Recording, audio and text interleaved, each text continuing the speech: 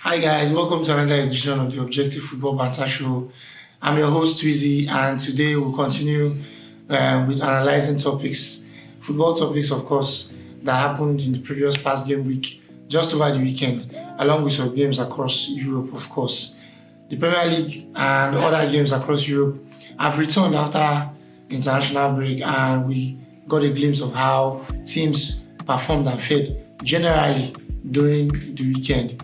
Manchester United, well, Arsenal running out winners, Chelsea getting a win, the first win for Graham Potter, and of course, Real Madrid slipping, falling by the wayside. These and more issues we are going to talk about in this show. Let's kick it.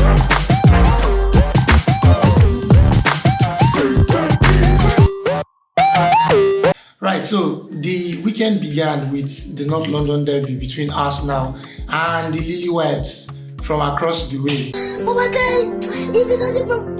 Yeah, Tottenham Football Club. Remember those clubs that like punching out above their weights because they thought they hired a world-class manager and they wouldn't allow us, to hear anything. I remember the lead up to that game, all most people were saying, Arteta is an inexperienced manager, Conte has won a lot, Conte will show him out, Conte will do this.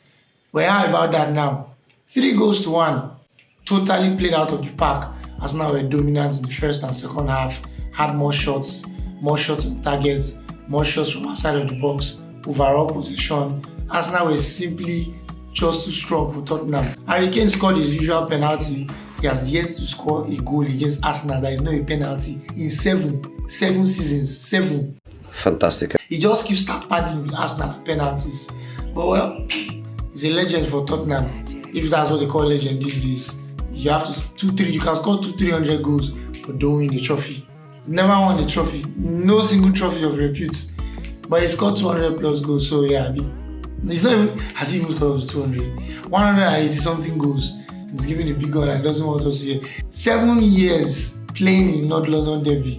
He hasn't scored a non-penalty goal. 7. Arsenal ran away winners. 3 goals to the good. Played very well. Thomas Partey, Bukayo Saka, Martinelli, excellent. Gabriel Jesus, top player. Every single time you watch Gabriel Jesus in Arsenal these days, you realize how really scandalous Lacazette's performances were. It's like there are on 2-3 occasions in the game against Tottenham that you felt, well, Lacazette in those exact positions, you won't make anything of it. But Arsenal have signed some really horrible number 9s. Anyway, better days are here. Well, Arsenal won and they will be playing in the Europa League against Bodo Glimt over the week. Tottenham, of course, have a Champions League game to play. Antonio Conte coming under fire for still keeping faith with Emerson Royal, despite the fact that he has, another right back in Doherty on the bench. He's come out to defend his tactics, saying Doherty is not yet ready to play for him. Bissouma too, he said he's not yet ready.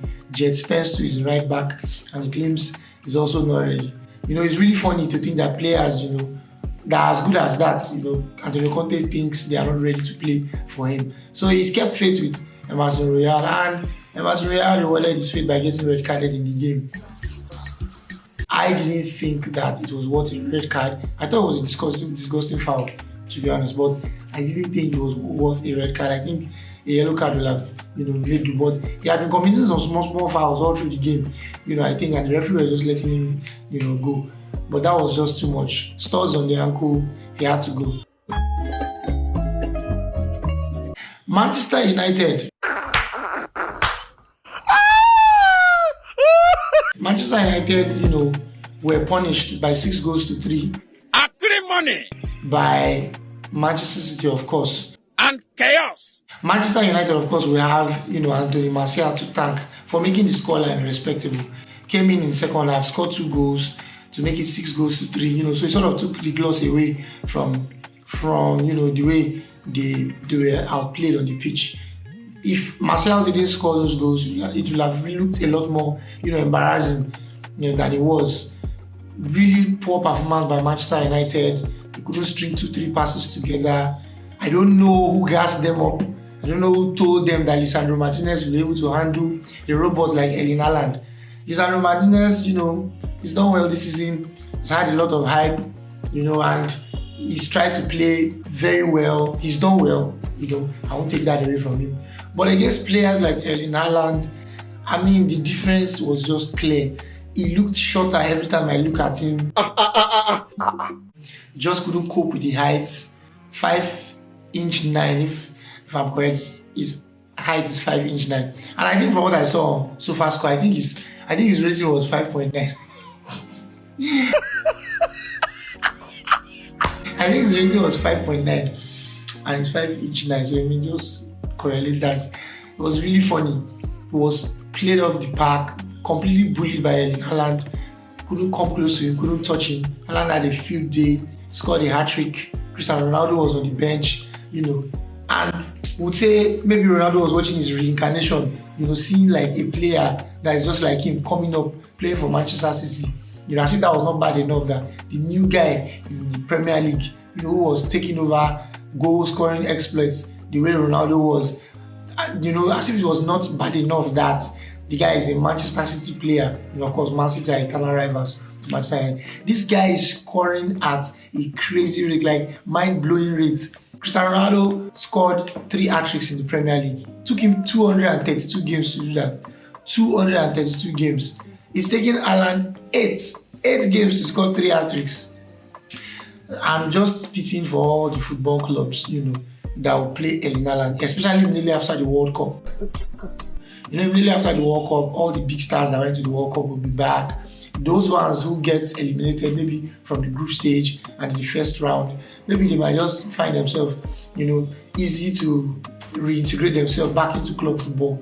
But you see those guys that will get to maybe the quarter-final, semi-final, finals, and you expect that those are players who represent the big clubs like PSG, Manchester United, Arsenal, Chelsea and all that. And then they'll be coming back from the World Cup, so they won't be able to play immediately because, of course, fatigue. And then you have Erling Haaland, whose batteries will be fully charged, waiting for everybody to come back so he can continue punishing everybody.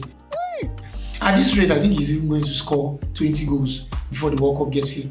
I think he's on 14. I think he was on 11 before the Manchester United game. So yeah, he's on 14 league goals. 14 league goals in 8 games. So it's very likely he will hit 20 before the World Cup. I think I'll be backing him to score 35 goals. 35 league goals. That would be my prediction.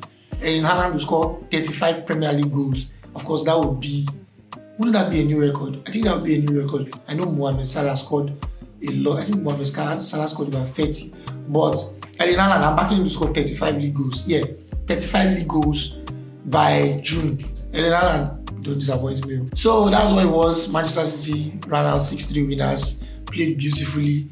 Phil Foden also got on the score sheet, got in on the act, scored a hat-trick as well.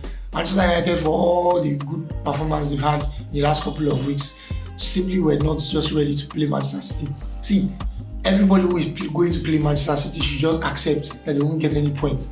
Like me, I've made peace with it that Arsenal won't get a point against Manchester City. It will be a pleasant surprise if we draw any of the games, home or away. It will be a pleasant surprise to me. That team looks frightening. They look very strong and they look like they will beat anyone. I think if Haaland played in the final against, he played in the semi-final in Champions League for Man City last season against Real Madrid, there's no way Man City would have made the final. There is no way they would have made the final. So Haaland is just crazy this year. It looks like he's ready for everything. We'll see how it turns out by the end of the season. We'll keep watching. Chelsea won 2-1 away to Crystal Palace. Beautiful goal by Conor Gallagher to get them the win. I think in the 89th minute, Aubameyang opened his account for Chelsea. Graham Potter getting his first win. Jury is still out for me. I think Graham Potter is a great coach, but I don't think he has a very good squad yet. I think they are not ready to compete. There's a lot of imbalance in that squad. There are reports that Christopher Nkunku has signed for Chelsea, I think a couple of days ago, and will be joining them next summer. If reports are to be believed, Chelsea are said to have activated the release clause of 60 million euros for Christopher Nkunku, I think about a couple of hours ago, and will be joining them in June next year, which is huge because Christopher Nkunku, of course, is one of the top forwards in Europe, blazing the trail in Germany and scoring a lot of goals. The last time Chelsea bought a striker from Germany, though, we all know how that ended. So let's see how Nkunku fares when it comes to the Premier League. Liverpool 3-3 against Brighton. Of course, Graham Potter's replacement at Brighton Antonio Di Zerbi came to all the way from Sassuolo, if I'm correct. I know he was coaching Sassuolo one time. I don't know if he left. Okay, yeah, I think he left for the Russian league before he came to the Premier League. Played very well. Leandro Trossard with a hat-trick. Liverpool, I don't think they are up for it this year. They don't look like they'll compete this year.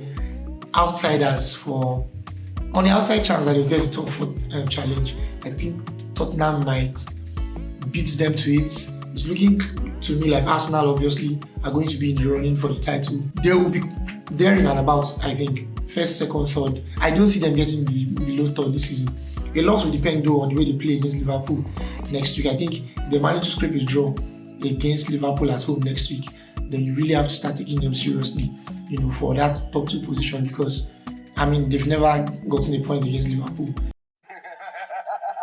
In the last, maybe they've never, I think, serious points. I think Arteta beat Klopp one time, I think in 2020 by 1-0, but the result was inconsequential. I think when the game really matters, when it really matters, Arsenal has never really performed against Liverpool, but we'll see how that happens. So that's the way it's been. Real Madrid 1-1 to Osasuna. Karim Benzema coming back from injury, wasn't looking sharp, had a chance to win the game 2-1, missed the penalty. Vini Jr. also not looking up to scratch. We'll see how he fares in the Champions League later in the week. Of course, Barcelona won their game. They are now equal on points. Again, like I've been saying, the margin between Real Madrid and Barcelona is just too thin, and you will not be able to find out who wins the league until maybe the Clasico comes. So that's what it is. So yeah, that's been it for me for this week for the Objective Football Banter Show. Remember to click like, share, and subscribe to our page so you can help us grow. Until we see after the next game week. Peace out.